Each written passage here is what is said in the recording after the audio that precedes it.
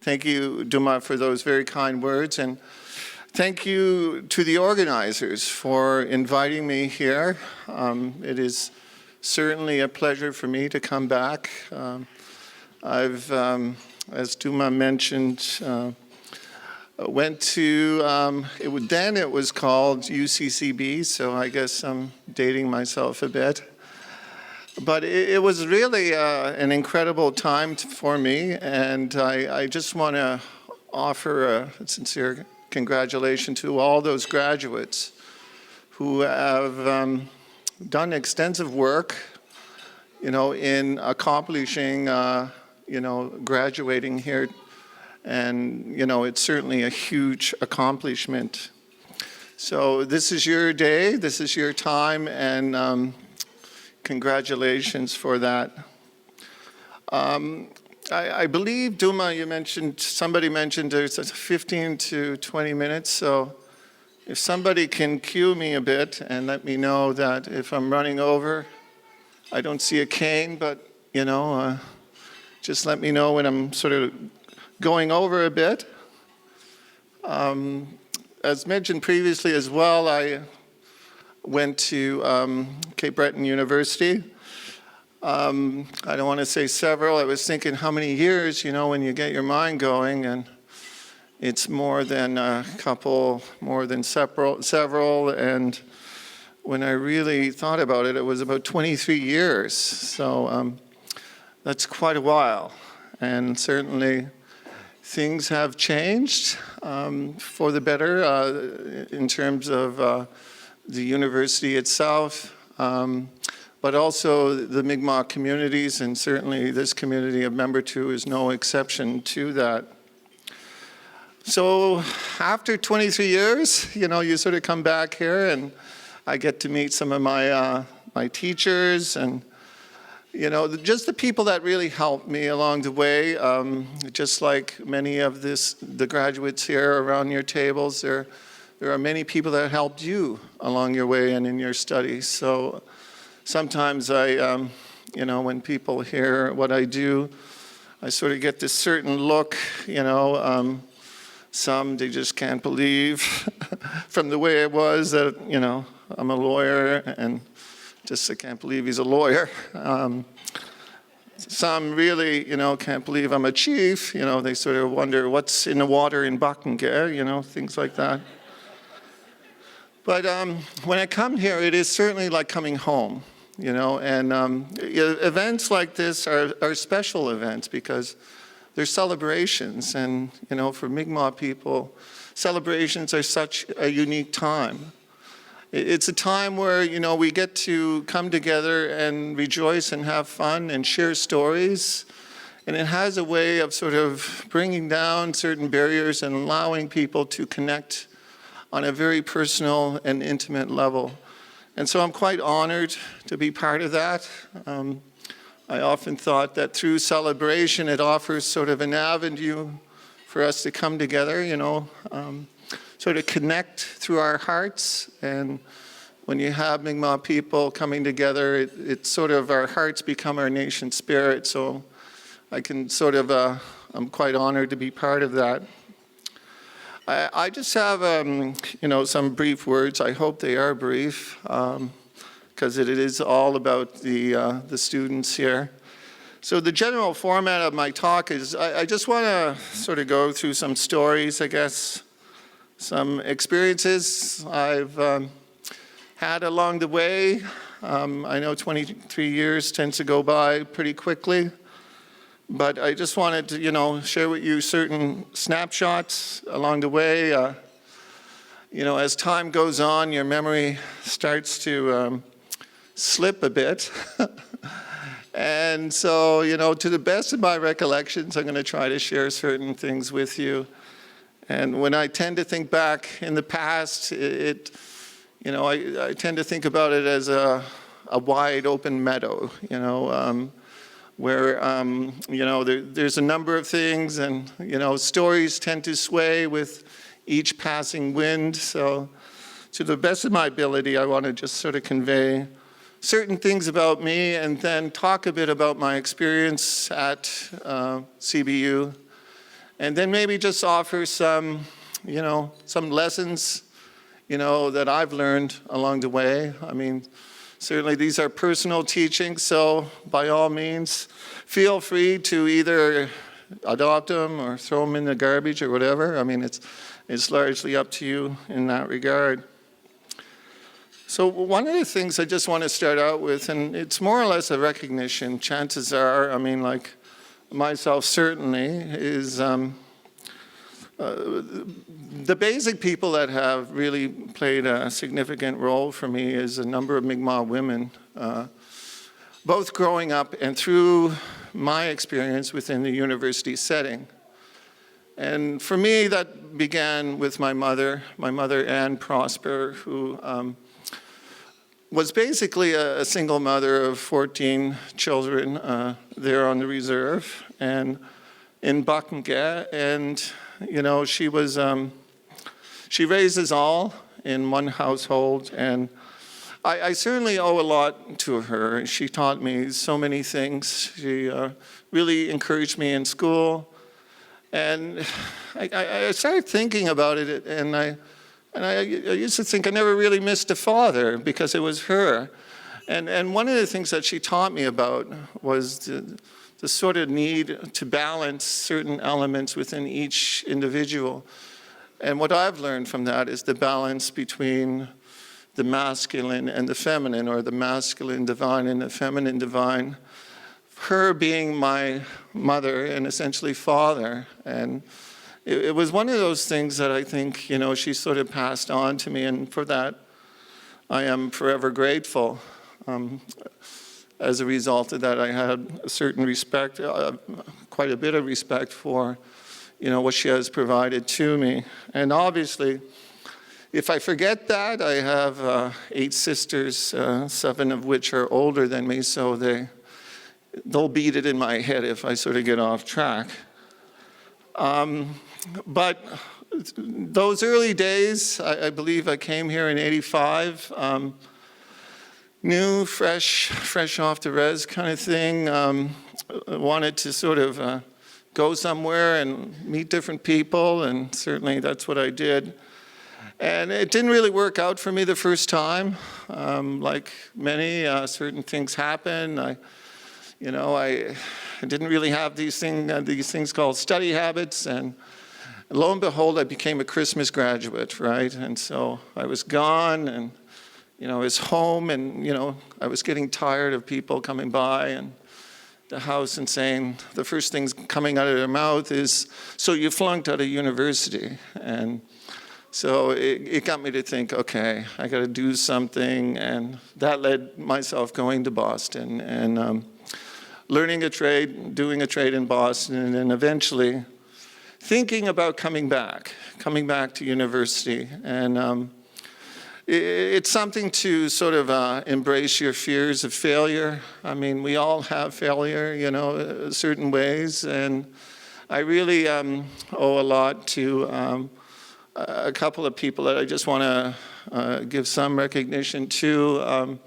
The person that my mother, this second time around, she very carefully picked a place for me to stay, Miss Mary Moore. And it was the perfect thing for me. She was just the perfect person for me. And it allowed this experience of, becoming part of not only a university setting, but a community setting. And for that, I am forever grateful to her for allowing me to stay at her place. And, I just learned so much from her. She taught me how to skin eels, just a number of things just through her spirit, her presence. And then the next person that played a rather critical and formative role for me in the university setting, obviously, is Sister Dorothy Moore, who was up here earlier, as everybody knows, who sang that beautiful prayer, that blessing. And it was, what can you say about Sister Dorothy Moore? really. Back at the time, within the university setting, I believe we just had one small office there. And, but a lot of people look at that small office and say, it didn't really provide that much. But for us, it was a haven. It was a place where we would come to and we would share stories and, we would debate. And at times, Sister Dorothy would be our counselor. She would be our mediator, to really, guide the discussion and allow us to feel like that we actually belong there. And, it is for that obviously myself and many other students are forever grateful for her and what she has done for us.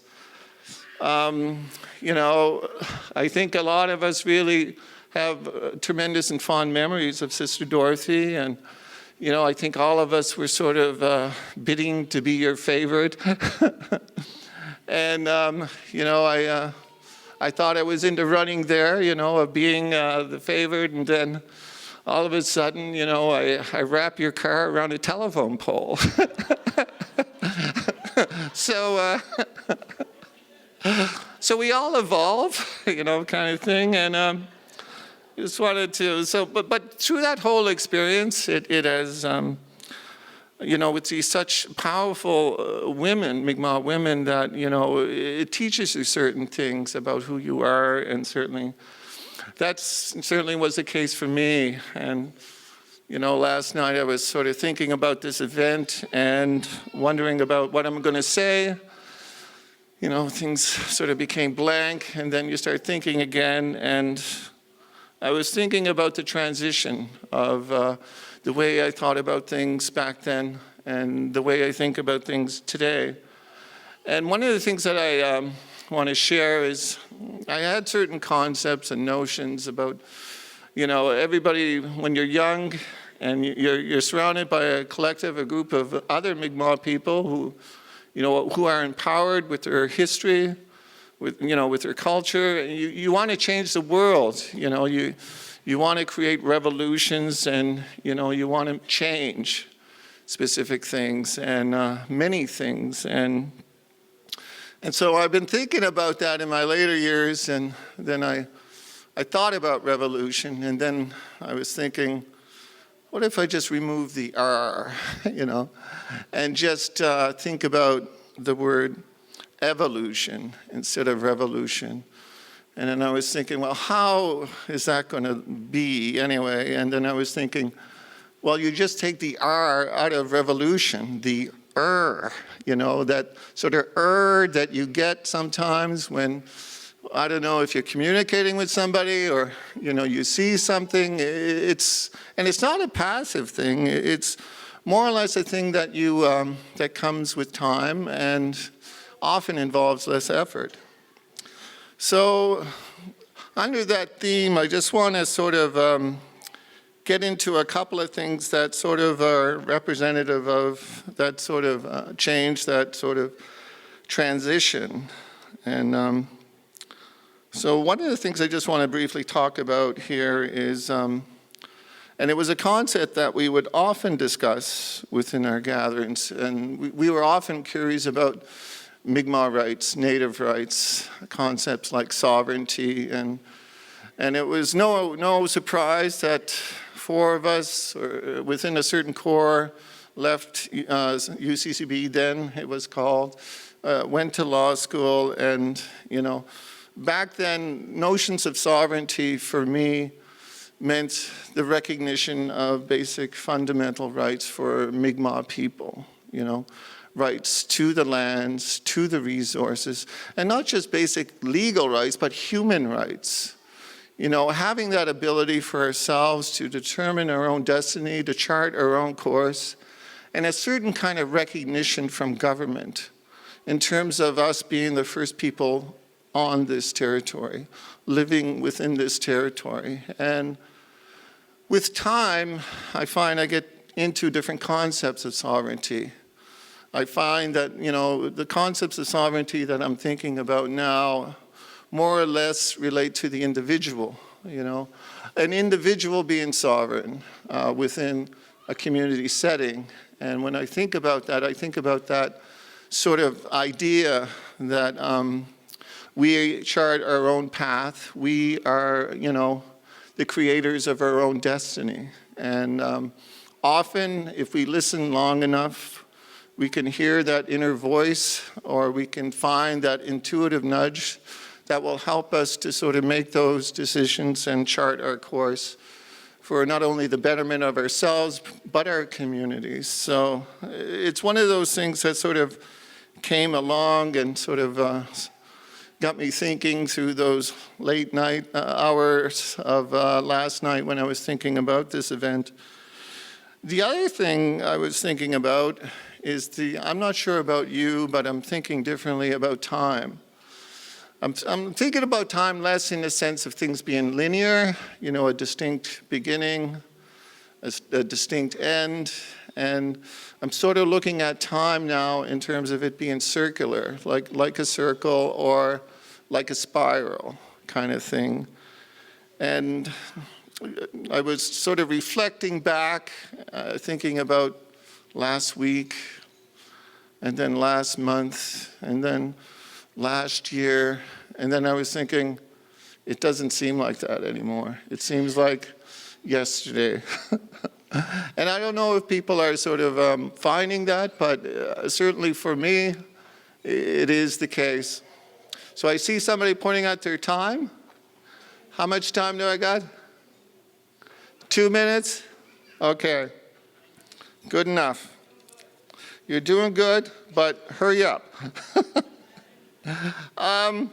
So just a couple of things I just want to note is, you know, you're starting, many of you who graduate are starting a new career. And it's a wonderful time, or you're going to move on to other studies within university. And, you know, the question, you're going to find yourself inevitably sooner or later in a work setting. And some of the things that I found help me within that particular setting is language and words. And, you know, it's very important that when you use words that, at least for myself, that often the emphasis is not on what you say, but how you say it.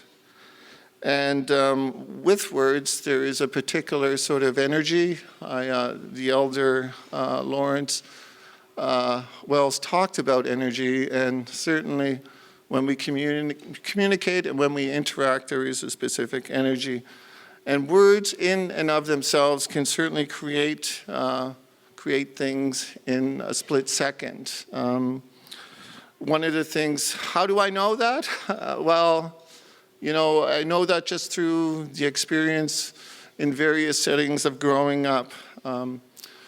For example, one of the occasions I remember was, you know, you really don't want to go into the vault on some of these things, but I remember this time I was in the process of trying to explain to somebody that there were these metal things that you pick stuff up with. They're called tongs, right? And so I was trying to explain to somebody, there's a group of Mi'kmaq women there, where to put these tongs, and it was sort of a slip in my mind, and I ended up calling them thongs. So that was a bit confusing. I mean, obviously when you're surrounded by Mi'kmaq women, it was over for me. They just had their way, and there's no recovery there when you're looking at the numerous correlations somebody can make between these things and specific undergarments. So, but one of the things that sort of struck me in that regard is how words can create things very quickly, and your choice of words within communications.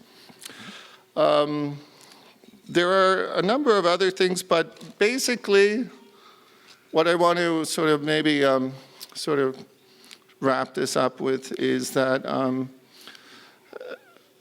one of the things that has been sort of been in my mind, obviously when you're working in an employment situation, but also, when you're in a leadership position, and that is called service. And service means many things to many people, and one of the things that I do find that is important as it relates to that is, the importance to really serve yourself, Don't think of it as being selfish.